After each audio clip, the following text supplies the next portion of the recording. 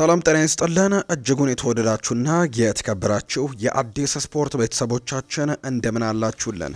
ከእናንተው ከሆነው ከአዲስ ስፖርት የዩቲዩብ ቻናላችን የዕለተ አርብ የማለዳ ስፖርት የመረጃ ሰዓታችንን ልናካፍላችሁ እነሆ ዳግም ተገናኘን። ስለምታደምጡን ቆይታችሁን ከኛ ጋር ስለምታደርጉም እጅጉን ከልብ አድርገን ነው የምናመሰግነው። በዛሬ ፕሮግራማችን የተለያዩ ርዕሰ ጉዳዮችን ወደ እናንተ እናደርሳለን። ወደ ቤተሰቦቻችን የኢትዮጵያ ፕሪሚየር ሊግ ሁለት ጨዋታዎች ትላንትና ቀጥለው ተደርገዋል። የትላንትና የጨዋታ ውጤቶች ወደ እናንተ እናደርሳለን። ትላንትና 3 ጨዋታዎች ናቸው በእርግጥ የተደረጉት። ሶስቱንም ጨዋታዎች የምንዳስስላችሁ ነው የሚሆነው። ከዛ በተጨማሪ ግን ወደ ውጭ ሀገር ስፖርታዊ መረጃዎቻችን እናመራና ትላንትና ሲጠበቁ የነበሩ የተለያዩ ጨዋታዎች አሉ። በአውሮፓ እንግዲህ ጨዋታዎች በዩሮፓ ሊግ ትላንትና ቶተንሃም ከቦዶ ግሊምት፣ ከዛ በተጨማሪ አትሌቲክ ቤልባኦ በሳን ማሜስ ከማንቸስተር ዩናይትድ ጋር ያደረጉት ጨዋታ ትላንትና ሲጠበቅ የነበረ መርሃ ግብር ነው። ሁለቱ የእንግሊዝ ክለቦች እንግዲህ ጥሩ ውጤት አስመዝግበው የወጡበት መርሃ ግብር ሆኖ አልፏል። እሱን እንመለከታለን። በዩሮፓ ኮንፈረንስ ሊግም እንዲሁ ጨዋታዎች ነበሩ። እሱንም የምንመለከት ነው የሚሆነው። ሌላኛው በተወዳጁ እንግሊዝ ፕሪሚየር ሊግ ተስተካካይ መርሃ ግብርም ትናንትና አንድ ጨዋታ ተደርጓል። በተለይ በአውሮፓ ቻምፒየንስ ሊግ ቦታን ይዞ ለማጠናቀቅ ትልቅ ፉክክር የሚደረገው እንግዲህበት ቦታ ላይ ለመቀመጥም የሚጫወት ቡድን ነበር። ኖቲንግሃም ፎረስት ትናንትና ሽንፈት አስተናግዷል።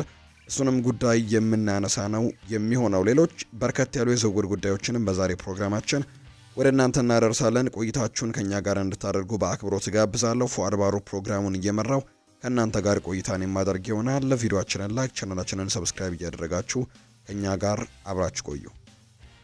ከሀገር ውስጥ ጉዳዮቻችን ነው የዛሬ ፕሮግራማችንን የምንጀምረው። በኢትዮጵያ ፕሪሚየር ሊግ 27ኛ ሳምንት መርሃ ግብር ትላንትና ጨዋታዎች ቀጥለው ተደርገዋል። ፋሲል ከነማ ትላንትና ከሀዲያ ሆሳዕና ጋር ያደረገውን ጨዋታ ማሸነፍ ሳይችል ጨዋታውን 1-1 በሆነ ውጤት ነው ማጠናቀቅ የቻለው። የፋሲል ከነማን እንግዲህ ብቸኛ ጎል ማስቆጠር የቻለው ጌታነህ ከበደ ነው። ለሀዲያ ሆሳዕና ያቻነቷን ግብ ደግሞ ኢዮብ አለማየሁ ከመረብ ጋር ማሳረፍ የቻለ ተጫዋች አድርጎታል። ሀዲያ ሆሳዕና ትናንትና ነጥብ መጣሉን ተከትሎ ነጥቡን 38 በማድረስ 5ኛ ደረጃ ላይ ተቀምጧል። በአንጻሩ ፋሲል ከነማ በ34 ነጥቦች 11ኛ ደረጃ ላይ የተቀመጠ ቡድን ነው። እንግዲህ በቀጣይ ደግሞ ሀዲያ ሆሳዕና ከኢትዮጵያ ቡና ጋር ይጫወታል። ፋሲል ከነማ ደግሞ ከስሁል ሽረ ጋር ነው መርሃ ግብራቸውን የሚያደርጉት። ሌላኛው ትናንትና በ27ኛው ሳምንት የተደረገው ጨዋታ ቅዱስ ጊዮርጊስ መቀሌ ሰባ እንደርታን ያሸነፈበት ጨዋታ ነው። ቅዱስ ጊዮርጊስ ይህንን ጨዋታ 1-0 በሆነ ውጤት ብቻ ነው ማሸነፍ የቻለው። የቅዱስ ጊዮርጊስን የማሸነፊያ ግብም ቢኒያም ፍቅሩ ነው ኳስና መረብን ማገናኘት የቻለው። ቅዱስ ጊዮርጊስ 37 ነጥቦችን ሰብስቦ 7ኛ ደረጃ ላይ ሲቀመጥ፣ መቀሌ ሰባ እንደርታ በ28 ነጥቦች 14ኛ ደረጃ ላይ የተቀመጠ ቡድን ያደርገዋል። አዳማ ከተማ ከመቀሌ ሰባ እንደርታ፣ ኢትዮ ኤሌክትሪክ ከቅዱስ ጊዮርጊስ ደግሞ በቀጣይ የሚያደርጓቸው መርሃ ግብሮች ናቸው። ወደ ውጭ ሀገር ስፖርታዊ መረጃዎቻችን በቀጥታ እናምራ። ትላንትና በዩሮፓ ሊግ፣ በዩሮፓ ኮንፈረንስ ሊግ ከዛ በተጨማሪ ደግሞ በተወዳጁ እንግሊዝ ፕሪሚየር ሊግም የተደረጉ መርሃ ግብሮች ያሉ እነሱን በማስቀደም ነው የውጭ ሀገር ስፖርታዊ ጉዳዮቻችንን የምንዳሰሰው። ትላንትና በዩሮፓ ሊጉ ሲጠበቁ የነበሩ ሁለት ጨዋታዎች ተደርገዋል። አሁን ላይ የግማሽ ፍጻሜ ውድድር ላይ ደርሷል። ዩሮፓ ሊጉ እንግዲህ አንድ ስቴፕ ቀርቷቸዋል ለፍጻሜው ለማለፍ። አሁን ላይ የመጀመሪያ ጨዋታቸውን ትናንትና ሁለቱ የእንግሊዝ ከተማ ክለቦች በጥሩ ሁኔታ አጠናቀዋል። ቶትናም ትናንትና በሜዳው ነው ጨዋታውን ያደረገው። ከኖርዌይው ክለብ ቦዶ ግሊምት ጋር ነው ጨዋታውን ያደረገው። 3-1 በሆነ ውጤት ያሸነፈበት መርሃ ግብር ነው ትናንትና ቶትንሃሞች ያስመዘገቡት። እንግዲህ በጨዋታው ላይ ወሳኝ የሚባለው ተጫዋቻቸው ሶን ሂዩንግ-ሚንን ያላሰለፉት የአንጌ ፖስት ኮግሉ ስብስብ የትላንትናውን ጨዋታ ግን 3-1 በሆነ ውጤት ማሸነፍ የቻለበትን መርሃ ግብር ተመልክተናል። ቦዶ ግሊምት በዚህ ውድድር ዓመት አስደናቂ ጉዞን አድርገዋል። በዩሮፓ ሊጉ ሳይጠበቁ እዚህ መድረስ ችለዋል። ከሚጫወቱ ተጫዋቾቻቸው መካከል 3 ተጫዋቾች ብቻ ነው ከሀገር ውጭ የሚጫወቱ ወይም ደግሞ የኖርዌይ ክለብ ነው ኖርዌያውያን ያልሆኑ ተጫዋቾች ያሏቸው 3 ተጫዋቾች ብቻ ናቸው። ግብ ጠባቂው፣ ከዛ በተጨማሪ ደግሞ የተከላካይ ስፍራ ተጫዋቹ የሆነው ኔልሰን ዴንማርካዊ ነው። ሌላኛው ደግሞ የአጥቂ መስመር ተጫዋች የሆነው ሆይ እሱም ዴንማርካዊ ነው እንጂ ሌሎቹ በሙሉ ከአሰልጣኙ ጭምር ኖርዌያውያን እንደሆኑ ነው የሚገለጸው። ትናንትና እንግዲህ ጨዋታቸውን አድርገው 3-1 በሆነ ውጤት ቶትናም ሆትስፐርስ ማሸነፍ የቻለበትን አጋጣሚ ነው ትናንትና የተመለከት ነው። የቶትናም ሆትስፐርስን 3 የማሸነፊያ ግቦች ያስቆጠሩት ገና ጨዋታው በተጀመረ 1 ደቂቃ እንኳን ሳይሞላ በሰከንዶች ውስጥ ነው ብሬነን ጆንሰን ዌልሳዊው ተጫዋች ጎል ማስቆጠር የቻለው። ነገር ግን ከዛ በኋላ 34ኛው ደቂቃ ላይ ጄምስ ማዲሰን፣ 61ኛው ደቂቃ ላይ በፍጹም ቅጣት ምት ደግሞ ዶሚኒክ ሶላንኬ ትላንትና ጎል አስቆጥሮ 3-1 በሆነ ውጤት እንግዲህ ቶተንሃም ማሸነፍ እንዲችል ያደረገበትን አጋጣሚ ነው የተመለከትነው። የመልሱ ጨዋታ ቀጣይ ሳምንት የሚደረግ ይሆናል። ቦዶ ግሊምቶች እንግዲህ በሊጋቸው ላይ ጥሩ ውጤቶችን እያመጡ ባይገኝም ቶተንሃም ሆትስፐርሶች የዩሮፓ ሊጉ ላይ ግን ለፍጻሜ ለመቅረብ እንግዲህ አሁን ላይ ቀርቧል ብሎ ማንሳት ይቻላል። አንድ እግራቸውን ወደፊት አስጠግተዋል። ሌላኛው የዩሮፓ ሊግ የትላንትና መርሃ ግብር ማንቸስተር ዩናይትድ እና አትሌቲክ ቤልባኦ ያደረጉት ጨዋታ ነው። በሳን ማሜስ ነው ይህ ጨዋታ የተደረገው።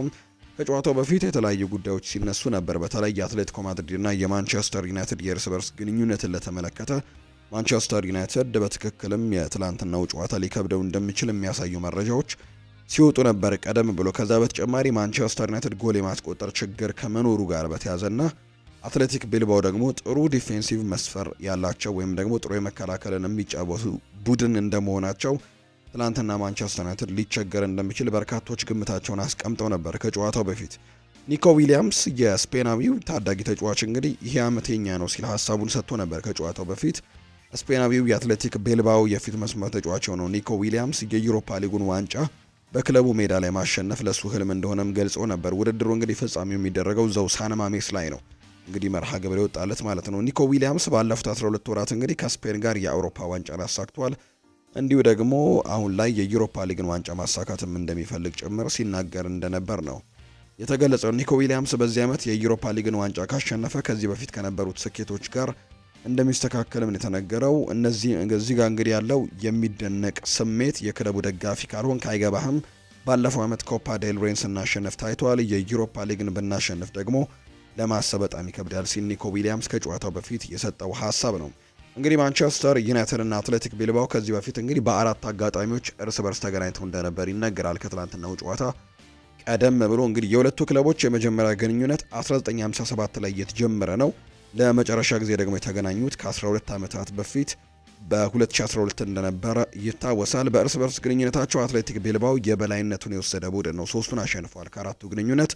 ማንቸስተር ዩናይትድ በበኩል ቀሪዋን አንድ ጨዋታ ነው ማሸነፍ የቻለውና ምናልባት ለማንቸስተር ዩናይትድ እነዚህን ቁጥራዊ መረጃዎች ስትመለከቱ ከባድ ጨዋታ ሊሆን እንደሚችል ይገመታል። ከዛ በተጨማሪ የስፔን ክለቦችም ለማንቸስተር ዩናይትድ እንዲሁ ፈተና እንደሆኑ እንግዲህ ሲነገር እንደነበር ነው የተገለጸው። ሩበን አሞሪም ግን አንድ ሀሳብ ነበረው። እሱም ዋንጫውን አንስተን ለክለባችን ደጋፊዎች ይቅርታ መጠየቂያ እናደርገዋለን ሲል ወይም ደግሞ ዋንጫው ይቅርታ መጠየቂያችን ነው ሲል ሀሳቡን ሰጥቶ ነበር።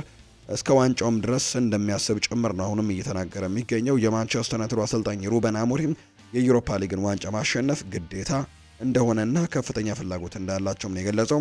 ቡድኑ እንግዲህ በዩሮፓ ሊግ ዋንጫውን ማሸነፍ እንደሚችልም ነው አሰልጣኙ የሚያምነው። በራስ መተማመንም እንዳላቸው ይገልጻል።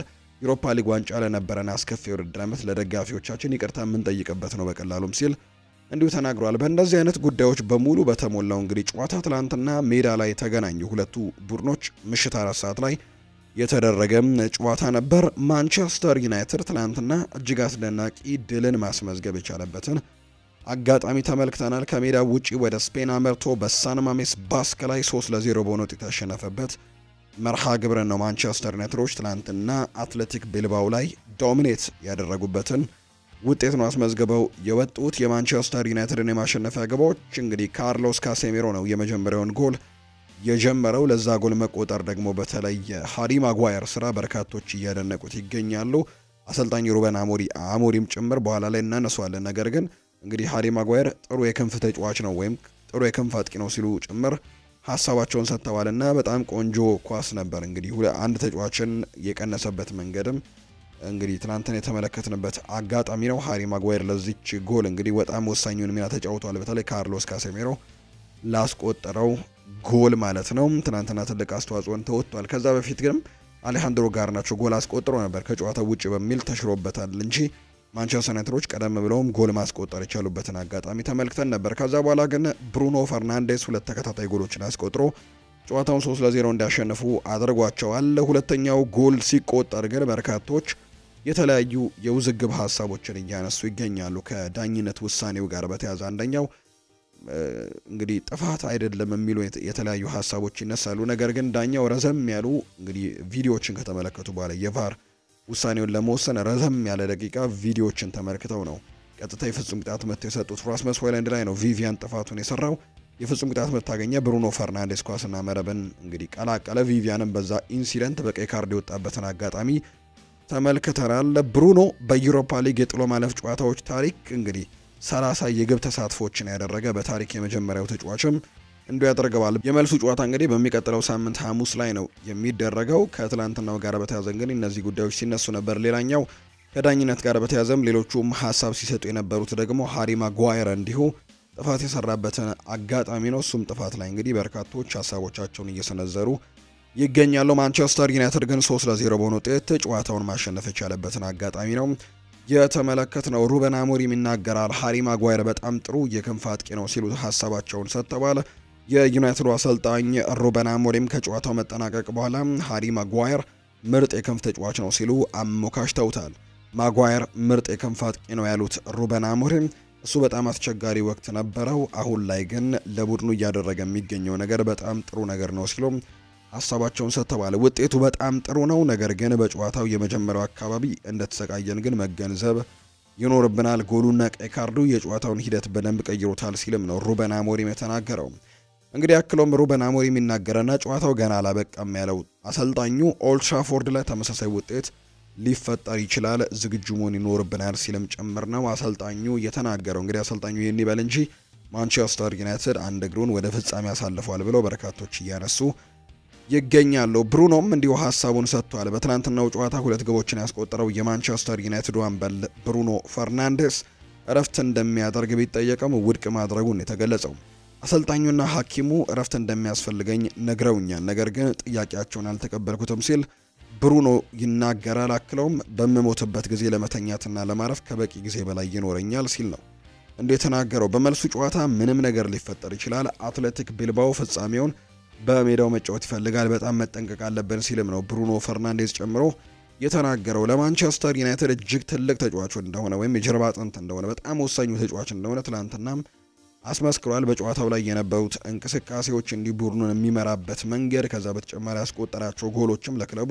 በጣም ወሳኞች ነበሩና ብሩኖ ፈርናንዴዝ ለዚህ ቡድን እጅግ ወሳኙ ተጫዋች እንደሆነ አሁንም እያስመሰከረ ነው የሚገኘው። ትናንትናም 2 ጎሎችን እንዲሁ ማስቆጠር የቻለበትን አጋጣሚም ተመልክተናል። የዩናይትዱ ተከላካይ የሆነው ሃሪ ማጓየር ቡድኑ እንግዲህ ድል ቢያደርግም ጨዋታው ግን ገና እንዳልተጠናቀቀ ነው የሚናገረው።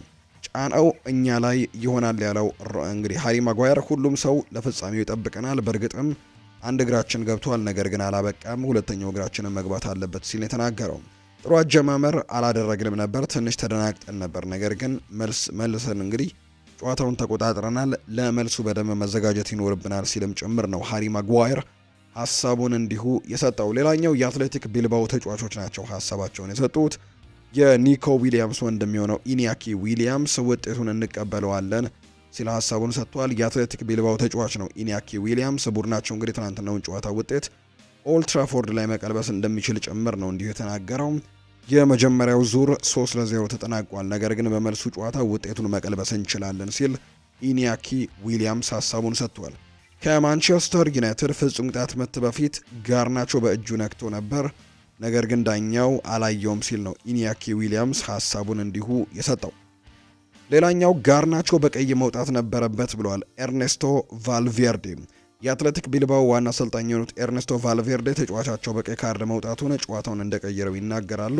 ቀይ ካርዱ ጨዋታውን ቀይረውታል ያለው አሰልጣኙ 11-11 ቢሆኑ ኖሮ ከማንቸስተር ዩናይትድ በጣም የተሻለን ሆነን ታዩን ነበር ሲልም ነው የተናገረው። የጨዋታው ውጤት ስለማብቃቱ የተነሳላቸው ኤርኔስቶ ቫልቬርዴ ጨዋታው ገና አልተጠናቀቀም ሲሉ ምላሻቸውን ሰጥተዋል። ጋርናቾ በጨዋታው ላይ በእጁ ነክቷል፣ ዳኛው እሱን በቀይ ካርድ አሳጥቶት ለኛ ፍጹም ቅጣት ምት መስጠት ነበረባቸው ሲል ኤርኔስቶ ቫልቬርዴ ጭምር ሀሳባቸውን ሰጥተዋል። ትላንትና በሳን ማሜስ የተደረገው የዩሮፓ ሊግ የመጀመሪያ ዙር ጨዋታ ማንቸስተር ዩናይትድ አትሌቲክ ቢልባኦን 3-0 በሆነ ውጤት በማሸነፍ ወደ ፍጻሜው ለማለፍ እጅግ በጣም የተቃረበበትን ውጤት ትላንትና ማስመዝገብ ችሏል። ቀጣይ ሳምንት ደግሞ የመልሱ ጨዋታ በኦልድ ትራፎርድ ሁለቱ ቡድኖች የሚያደርጉ ነው የሚሆነው። በኮንፈረንስ ሊግም ትላንትና ጨዋታዎች ቀጥለዋል። እንግዲህ በኮንፈረንስ ሊግ እንግዲህ ሰሜዎቹ ቼልሲዎች ትላንትና ድል ቀንተዋቸዋል። በአውሮፓ ኮንፈረንስ ሊግ ግማሽ ፍጻሜ ጨዋታ ቼልሲ ትላንትና ከጆር ጋርደን ጋር ያደረገውን ጨዋታ 4-1 በሆነ ውጤት ነው ማሸነፍ የቻለው። የሰማያዊዎቹን ቸልሲዎች የማሸነፊያ ግብ ኒኮላ ጃክሰን 2 ጎሎችን አስቆጥሯል። ኖኖ ማንዱዌኬ እና ጄደን ሳንቾም አንዳንድ ጎሎችን ያስቆጠሩ ተጫዋቾች ናቸው። በጨዋታው ከኢትዮጵያ ቤተሰብ የተገኘው አይዛክ አለማየሁ ሙሉጌታ ቸልሲ ላይ ብቸኛውን የጆር ጋርደንን ጎል ያስቆጠረው ተጫዋች እሱ ነው። በሌላ የግማሽ ፍጻሜ ጨዋታ ደግሞ ሪያል ቤቲስ ፊዮረንቲናን 2-1 በሆነ ውጤት እንዲሁ ያሸነፈበት መርሃ ግብርንም ትላንትና የተመለከትንበት አጋጣሚ ያለ። ሪያል ቤቲስ አሁንም አስደናቂ ጉዞን እያደረገ ይገኛል። ትላንትና የጣሊያኑን ቡድን ፊዮረንቲናን እንዲሁ 2-1 አሸንፈዋል። አንቶኒ ትላንትናም ጎል ማስቆጠር የቻለበትን አጋጣሚ ነው የተመለከትነው። ስለዚህም እንግዲህ ሪያል ቤቲስ እና ቸልሲ ትላንትና በዩሮፓ ኮንፈረንስ ሊግ ጨዋታዎቻቸውን ማሸነፍ ችለዋል። በተወዳጁ የእንግሊዝ ፕሪሚየር ሊግ የ34ኛ ሳምንት አስተካካይ መርሃ ግብር ትላንትና ቀጥሮ ተደርጓል። የኑኖ ኤስፕሬንቶ ሳንቶ ቡድን በሜዳው ዘ ሲቲ ግራውንድ ትላንትና የቶማስ ፍራንኩን ብሬንትፈርድን ነው ያስተናግደው። ነገር ግን ጨዋታውን ማሸነፍ አልቻለም። ብሬንትፈርዶች ናቸው ጨዋታውን 2-0 በሆነ ውጤት ማሸነፍ የቻሉት። ሸዴና ዮን ዊሳ ግቦቹን ያስቆጠሩ ተጫዋቾች ናቸው ለብሬንትፈርድ። ኖቲንግሃም ፎረስት መሸነፉን ተከትሎ ከአውሮፓ ቻምፒየንስ ሊግ ፉክክር እንግዲህ ፈቀቅ ብሏል፣ ወይም ደግሞ 6ኛ ደረጃ ላይ አሁን ላይ የተቀመጠበት ውጤት ነው የተመዘገበው። ከዚህ በኋላ እንግዲህ ሌሎች ቡድኖች ነጥብ የማይጥሉ ከሆነ ኖቲንግሃም ፎረስት ከአውሮፓ ቻምፒየንስ ሊግ ውጪ ይሆናል ማለት ነው። ስለዚህ ኒውካስል ዩናይትድ በ62 ነጥቦች እዛው 3ኛ ደረጃ ላይ እንደተቀመጠ ይቀጥላል። ማንቸስተር ሲቲ በ61 ነጥቦች 4ኛ ደረጃ ላይ ነው አሁንም የሚገኘው። ቸልሲም በ60 ነጥቦች 5ኛ ደረጃ ላይ ተቀምጧል። ኖቲንግሃም ፎረስት 6ኛ ደረጃ የተቀመጠበትን ውጤት ነው ትናንትና ማስመዝገብ የቻለው። በቀጣይ እንግዲህ ጨዋታዎችን እንግዲህ ወደ አውሮፓ ቻምፒየንስ ሊግ ለማለፍ የሚደረገውን ነገር ይወስናሉ ተብሎ ይጠበቃል። 4 ያክል መርሃ ግብሮች ናቸው አሁን ላይ እየቀሩ የሚገኙት። ከነዛ መካከል ደግሞ አንደኛው ጨዋታ ዛሬ ይደረጋል። በእንግሊዝ ፕሪሚየር ሊግ ዛሬ አንድ መርሃ ግብር አለ።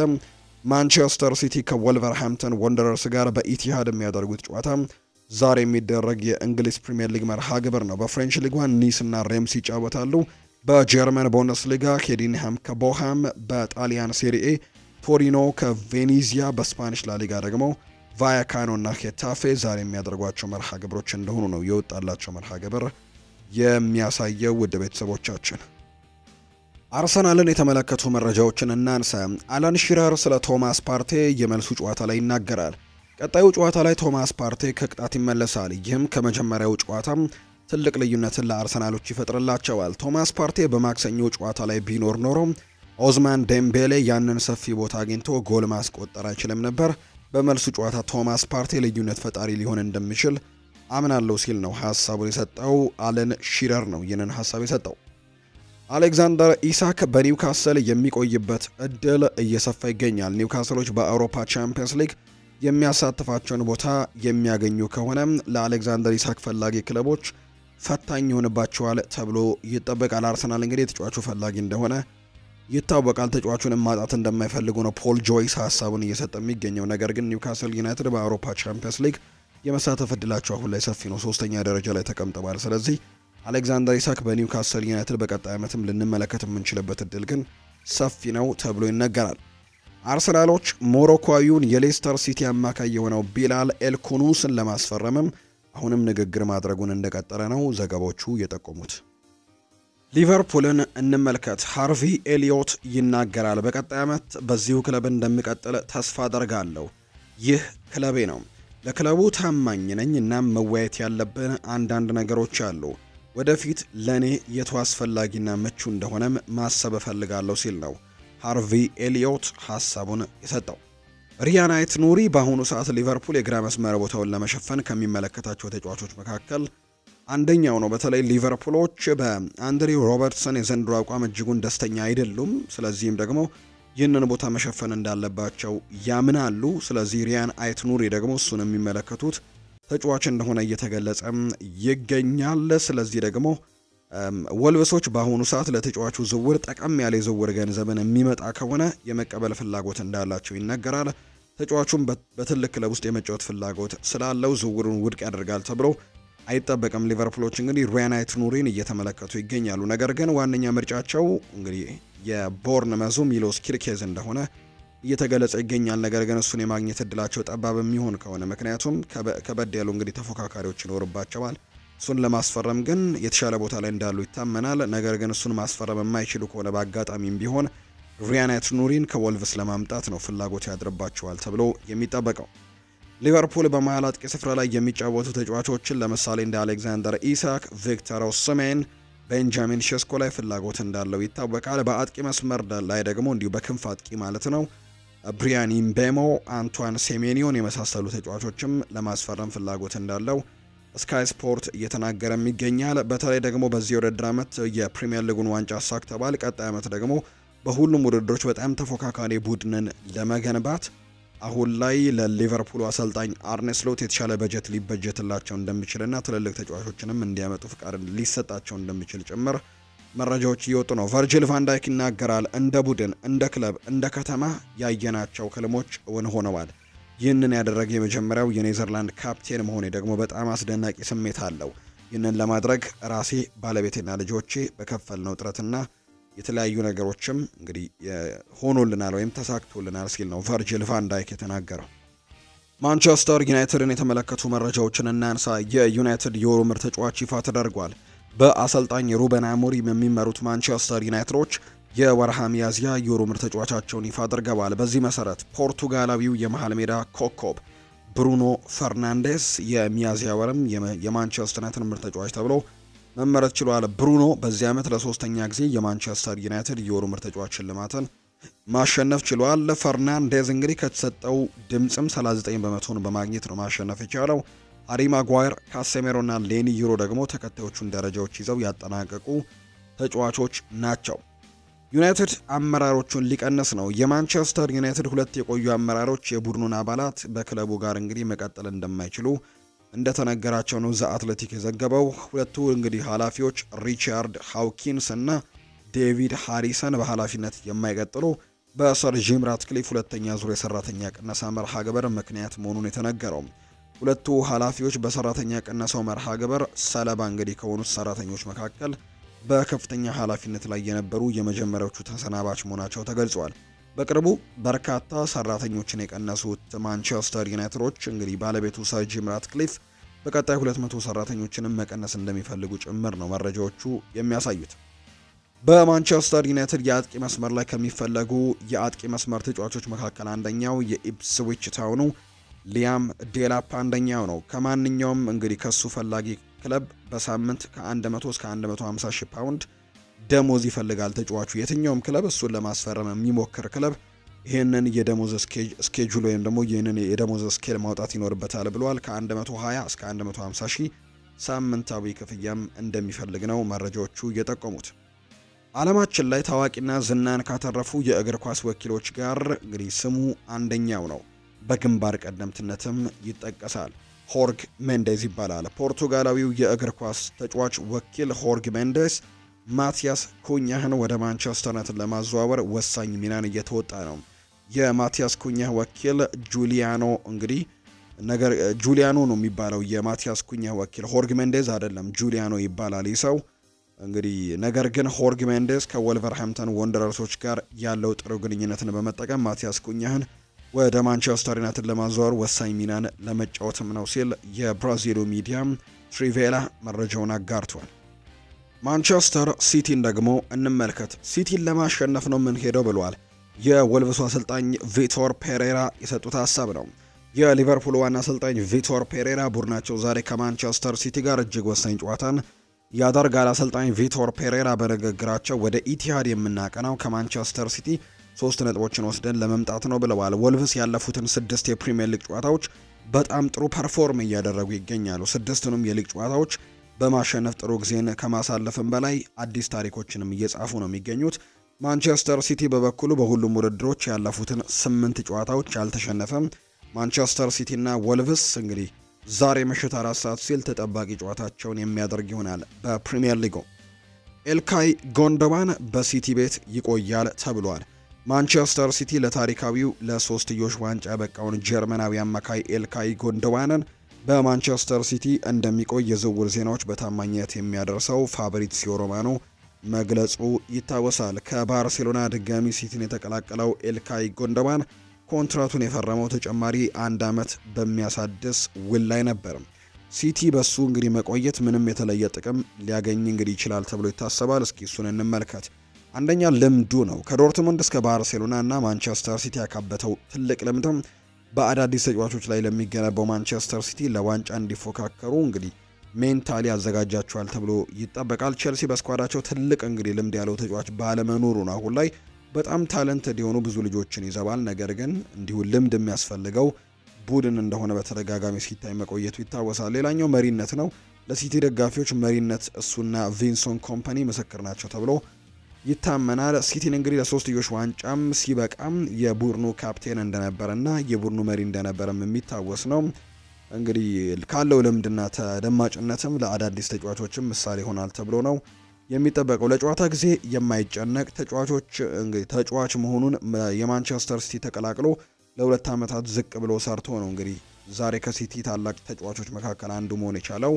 ዳቪድ ሲልቫ፣ ኬቨን ደ ብሩይና፣ ፈርናንዲኒዮና ሌሎች አማካዮች በነበሩበት ጊዜ መደበኛ ተቀያሪ ሆኖ ክለብ ውስጥም ችግር ሳይፈጠር የክለቡን ጥቅም ያስቀደመ ተጫዋች መሆኑ እንግዲህ ሁሉም የሚያውቀው ጉዳይ እንደሆነ ይታመናልና ደሞዙ ያን ያክል የተጋነነ አይደለም። ሌሎች ቴክኒካዊ ጥቅሞችም የተጫዋች ይሰጣቸዋል ተብሎ ይታሰባል። ምናልባት የእድሜ መክፋቱና ደግሞ ምናልባት ስኳድ ውስጥ ደግሞ የሱ መኖር ለወጣት ተጫዋቾች ማንቸስተር ሲቲ ቦታ እንዳያጡ ምናልባት እነዚህ ትንሽ ጉዳቶቹ ሊሆኑ ይችላሉ እንጂ ኤልካይ ጉንዶዋን በርከት ያሉ ጥቅሞችን ለዚህ ክለብ እንደሚሰጥ ነው የሚታመነው። እንደ ዘገባዎች ከሆነ ማንቸስተር ሲቲ ሞርጋን ጊብስ ዋይትን ለማዘዋወር ዝግጅቱን አጠናቋል። ማንቸስተር ሲቲ ከኖቲንግሃም ፎረስት የሚገኘውን እንግሊዛዊውን የአጥቂ አማካይ ለማስፈረም ያላቸው ፍላጎትም እንደጨመረ እየተገለጸ ይገኛል። ሊያስፈርሙት እንደሚችሉም ከሳምሊ የተገኘ መረጃም ያረጋግጣል። እንግዲህ በወጣው መረጃ መሰረት ደግሞ የተለያዩ መረጃዎች እየወጡ ይገኛሉ። በተለይ ሞርጋን ጊብስ ዋይትን ለማዘዋወር በደንብ እየተንቀሳቀሱ እንደሚገኙና በተለይ የኬቨን ደ ብሩይናም ተተኪ ሊያደርጉት እንዳሰቡ የፍሎሪያን ቬርትስ ነገር በጣም ከባድ ሊሆንባቸው ስለሚችል አሁን ላይ ሞርጋን ጊብስ ዋይትን በኬቨን ደ ብሩይና ሊተኩት እንደሚችሉ ነው የሚታሰበው። ባርሴሎናን እንመልከት። ሁሊያስ ኩንዴ ጉዳት እንደደረሰበት ይታወሳል። የባርሴሎና የኋላ መስመር ተጫዋች የሆነው ሁሊያስ ኩንዴ በአውሮፓ ቻምፒየንስ ሊግ ከኢንተር ሚላን ጋር በነበረው ጨዋታ ላይ ጉዳት እንዳጋጠመው ይታወሳል። ክለቡ በይፋ ባደረገው መረጃ መሰረት ሁሊያስ ኩንዴ በተደረገለት ምርመራ ከሜዳ የሚያርቀው ጉዳት አጋጥሞታል ብሏል። ይህንን ተከትሎ ሁሊያስ ኩንዴ ቢያንስ ለ3 ሳምንታት ከሜዳ ይርቃል ተብሎ እንደሚጠበቅ ተገልጿል። በዚህ ምክንያትም ሁሊያስ ኩንዴ የመልሱ የኢንተር ሚላን ጨዋታ እንዲሁም የሪያል ማድሪዱ የላሊጋ ጨዋታ ኤል ክላሲኮ ጨዋታንም እንደሚያመልጠው ጭምር ነው እየተነገረ የሚገኘው። በተለይ እንግዲህ በኮፓ ዴል ሬይ የፍጻሜ ጨዋታ ላይ ከሪያል ማድሪድ ጋር በነበረው የኤል ክላሲኮ መርሃ ግብር ላይ የማሸነፊያውን ጎል አስቆጥሮ እንደነበር እናስታውሳለን። አሁን ላይ ግን ባርሴሎና የዚህን ተጫዋች ግልጋሎት ማግኘት አይችሉም። ሪያል ማድሪድን ደግሞ እንመልከት። ሪያል ማድሪድ ከሳምንት በኋላ በሚደረገው የኤል ክላሲኮ ጨዋታ ላይ ከተሸነፈ ብቻ አንቸሎቲ ከክለቡ በፍጥነት ለመውጣትም ምርጡና ተስማሚው መንገድን ያገኛል። በብራዚል ቤት ያሉ አንዳንድ ስመጥር ሰዎች በአንቸሎቲ ፋንታ ብሔራዊ ቡድኑን ይዛሉ በተባሉት ሆርግ ሂሰስ ምልመላ ላይ ደስተኛ አይደሉም። በዚህም አሰልጣኝ ካልተስማሙ ተጫዋቾች መካከል አንደኛው የብራዚሉ ተጫዋች የሆነው ኔይማር ጁኒየር አንደኛው ነው ብሏል ግሎቦ ባወጣው መረጃ። ስለዚህ ካርሎ አንቸሎቲን ነው በርካታ የብራዚል ሰዎች እንግዲህ የብራዚል ተጫዋቾች እንዲሁ ደግሞ የቀድሞ ሌጀንዶችም ጭምር የሚፈልጉት። ሪያል ማድሪድ የሉካ ሞድሪችን እና ሉካስ ቫስኪዩዝን ኮንትራት እስከ ጁላይ 13 ድረስ የሚያድሱ ሲሆን ይህም ቀን እንግዲህ የዓለም ክለቦች ዋንጫ ላይ ይሆናል ሲል አስ ዛሬ ባወጣው መረጃ ላይ አጋርቷል። ሪፖርቱም አያይዞ ሪያል ማድሪድ ከዚህ በኋላ እንግዲህ በሁለቱ ተጫዋቾች ዙሪያ ምን ማድረግ እንዳለበትም እስካሁን አልወሰነም ብሏል ዲያሪዮ አስ በመረጃው። ሪያል ማድሪድ ካርሎ አንቸሎቲን ካሰናበተ በኋላ በቀጣይ ቡድኑን እንግዲህ የሚመራው አሰልጣኝ ስም እስካሁን ድረስ አልወሰነም። የቀድሞ የቡድኑ ተጫዋችና አሰልጣኝ የሆነው ሳንቲያጎ ሶላሬ ስምም በክለቡ ጊዜያዊ ምርጫ ላይም ያለ ቢሆንም ይህ አማራጭ ግን አሁንም ክለቡ በእርግጠኝነት የሚሆንበት ምርጫ አይደለም ተብሎ እንደሚጠበቅ ነው ማሪዮ ኮርቴግና መረጃውን ያጋራው። ብራዚላዊው ኮከብ ሮድሪጎ በዚህ ክረምት ከሪያል ማድሪድ ለመልቀቅ በሩ ክፍት ሊሆንለት ተቃርቧል። በዚህም ተጫዋቹ የግላቸው ለማድረግ መውጫውን በጉጉት እየጠበቁ የሚገኙ በርከት ያሉ ክለቦች አሉ። ከነዛ መካከል ሊቨርፑል ዋነኛው ነው ተብሏል። የፍሎሪያን ቨርትስ ጉዳይ አሁን ላይ የማይቻል ይመስላል። ጋዜጠኛ ጆርጅ ፒኮን ማምሻውን እንዳስነበበው መረጃ መሰረት ሪያል ማድሪድ ሻቪ አሎንዞን በመጠቀም በዚህ ክረምት ፍሎሪያን ቨርትስን ለማስፈረም እንቅስቃሴ ማድረጉን በተግባር የማይቻል ነው በማለት ዘግቦታል። በዚህ ሰዓት እንግዲህ ያሉ አብዛኞቹ ሚዲያዎች እንደሚጠቁሙት ከሆነ ባየር ሚኒክ የጀርመናዊው ኢንተርናሽናል ተጫዋች ፊርማን ለማግኘትም ግንባር ቀደም ክለብ መሆኑ ነው እየጠቀሱ የሚገኙት። በተያዘም ባቫሪያኖቹ ከተጫዋቹ ወኪሎች ጋርም በዝውውር ዙሪያ ድርድር ላይ እንደሆነ ከመነገሩም በተጨማሪ በሁለቱ ወገኖች መካከልም የቃል ስምምነት እንዳለ ሪፖርቶች ጠቁመዋል። በተጨማሪም ምንም እንኳን ተጫዋቹን የማግኘት ቻንሳቸው አናሳ እንደሆነ ቢነገርም ሁለቱ የእንግሊዝ ኃያላን ክለቦች ግን ማንቸስተር ሲቲ እና ማንቸስተር ዩናይትድ የ21 ዓመቱን ተጫዋችም ሁኔታ እየተከታተሉ መሆኑ ነው እየተገለጸ የሚገኘው። ባየር ሌቨርኩዘን በበኩሉ በክረምቱ የተጫዋቾች የዝውውር መስኮት እንግዲህ ውድ ሀብቱን ለመሸጥ 110 ሚሊዮን ዩሮ እስከ 150 ሚሊዮን ዩሮ የዝውውር ክፍያን ይጠይቃል። ፍሎሪያን ቨርትስ በቅርብ ዓመታት ውስጥም የሌቨርኩዘን ሁነኛና ወሳኝ ተጫዋች ሲሆን ባለፈው የውድድር ዓመት ሌቨርኩዘን ላገኘው ድርብ ቁልፍ ተጫዋች እንደነበር የሚታወስ ጉዳይ ነው። በተጨማሪም በዚህ ሲዝን ሁለገብ አጥቂ አማካይ በሁሉም ውድድሮች እንግዲህ ባደረጋቸው 42 ጨዋታዎች 15 ጎሎችን ከመረብ ጋር ማሳረፍ ሲችል 13 አሲስቶችን ደግሞ እንዲሁ አመቻችቶ ማቀበል ችሏል። በዚህ ምክንያት እንግዲህ በአውሮፓ ውስጥ የሚገኙ ስመጥርና ታላላቅ ክለቦችም ተጫዋቹን ለማስፈረም ፍላጎት ማሳየታቸው ተፈጥሯዊ ምክንያት እንደሆነ ነው የሚገለጸው። ሆኖም ግን እንግዲህ ሪያል ማድሪድ በዚህ ክረምት ለፍሎሪያን ቨርትስ በሚደረገው ድርድር ላይ የመሳተፍ እድሉ አነስተኛ እንደሆነ እየተነገረ ነው የሚገኘው። ምክንያቱም ማድሪድ በቀጣይ ዓመት ተጠናክሮ ለመምጣት ከመሃል ሜዳው በተጨማሪ በሌሎችም ቦታዎች ቅድሚያ የሚሰጥ በመሆኑ እንደሆነ ነው ዘገባዎቹ የጠቆሙት። ከኤቢሲ ኒውስ እንደወጣው መረጃ ከሆነ በቶማስ ፓርቴ ቆይታ ጥርጣሬ የገባው አርሰናል እንግዲህ ሚኬል አርቴታ አሰልጣኛቸው በክረምቱ የተጫዋቾች የዝውውር መስኮት ከኦሪዮል ሹዋሜኒ ጋርም ኮንትራት ለመፈረም እያቀኑ እንደሆኑ እየተገለጸ ይገኛል። ኤቢሲ ስፖርት ነው ይህን መረጃ ያወጣው። ምናልባት ቶማስ ፓርቴ ኮንትራቱን ማራዘምላቸው ከሆነ ኦሪዮል ሹዋሜኒን ከሪያል ማድሪድ ማስፈረም ይፈልጋሉ። ሚረር ዛሬ ይዞት በወጣው ሪፖርት መሰረት ሪያል ማድሪድ ለዴን ሆጅሰን በመደላደል በዚህ ሰዓት የፈለግከውን ለመምረጥ ነፃ ሰው ነህ ወይ? ያንተ ምርጫ ካልታከለበት በስተቀር እኛ ምንም አይነት ፊርማ ማድረግ አንችልም ብለውታል ሲል በዕለታዊ ሪፖርቱ ላይ እንግዲህ ሚረር የተባለው የመረጃ ምንጭ አክሎ ገልጿል። ኔዘርላንዳዊው አሰልጣኝ ኤሪክ ቴን ሃግ በሚቀጥለው ክረምት ወደ ኃላፊነት ሊመለሱ እንደሆነ ተገለጸ። አሰልጣኝ ኤሪክ ቴን ሃግ አሁን ላይ ስማቸው ከባየር ሌቨርኩዘን ጋር እየተያዘ ነው። አሰልጣኝ ሻቪ አሎንሶ ሪያል ማድሪድን የሚረከቡ ከሆነ አሰልጣኝ ኤሪክ ቴን ሃግ ሊተኳቸው እንደሚችሉ ተነግሯል። ባየር ሌቨርኩዘኑ አሰልጣኝ እንግዲህ ሻቪ አሎንሶ ወደ ሪያል ማድሪድ የመምራት እድሉ ሰፊ ነው። ስለዚህም አሰልጣኝ ኤሪክ ቴን ሃግ በመጀመሪያ እጩነት እንደተያዘ ነው የጀርመን የመገናኛ ብዙሃን የዘገቡት። ሁሊያን ሎፔቴጊውም ወደ ኃላፊነት ሊመለሱ ነው። እንግዲህ ከወራት በፊት ከዌስትሃም ዩናይትድ ጋር የተለያየው ስፔናዊ አሰልጣኝ ሁሊያን ሎፔቴጊው ወደ ኃላፊነት ተመልሷል። ስፔናዊው አሰልጣኝ ሁሊያን ሎፔቴጊው የኳታር ብሔራዊ ቡድን ዋና አሰልጣኝ በመሆን መሾማቸውን የተነገረው የቀድሞው የስፔን ብሔራዊ ቡድንና አሰልጣኝ ሁሊያን ሎፔቴጊው ከ9 ዓመታት በኋላ ወደ ብሔራዊ ቡድን ኃላፊነት በድጋሚ ተመልሰዋል ነው የተባለው።